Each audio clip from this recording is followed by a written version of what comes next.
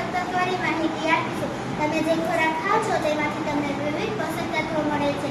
આ બધા પોષક તત્વો છે ખનિજ, કાર્બોદિત, પ્રોટીન, ચરબી, વિટામિન અને ખનિજ। તો ચાલો આપણે વિવિધ પોષક તત્વોની માહિતી મેળવીએ। નમસ્કાર, હું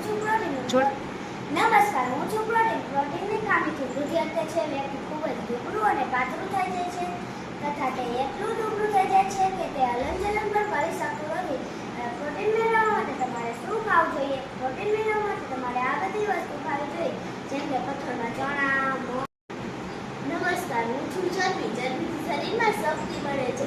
ચરબીની ખામી રહેશે તો વૃદ્ધિ અટકે છે, શરીર નબળું પડી જાય છે, સાંધામાં દુખાવો થાય છે, ચામડી। નમસ્કાર, મારું નામ છે વિટામિન એ। મારી ખામીથી તમને રતાંગણાપણાનો રોગ થાય છે। આ રોગમાં તમને તમારી દ્રષ્ટિ નબળી પડે, અંધારામાં ઓછું દેખાવું, ક્યારેક દેખાતું। હું છું વિટામિન બી। વિટામિન બી ખામીથી તમને બેરીબેરીનો રોગ થાય છે।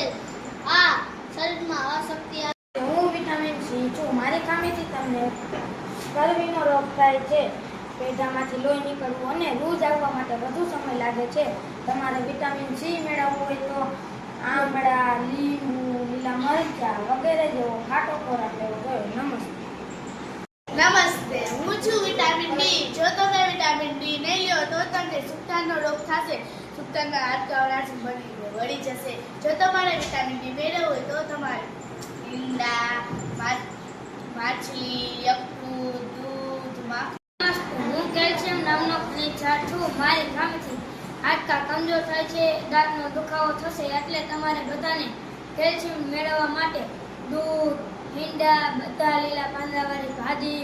હું આયોડીન નામનું ખનિજ છું। મારી ખામીથી તમને ગોઈટરનો રોગ થાય છે અને આ રોગમાં તમને આપણા ગળામાં ગ્રંથિ ખુલી જાય છે અને બાળકોને માનસિક મદદ આવે છે। હું છું આયન। આયન નહીં લો તો તમને પાંડુલાનો રોગ થશે અને નબળાઈ આવી જશે। અને નબળાઈને દૂર કરવા માટે એક જામફળ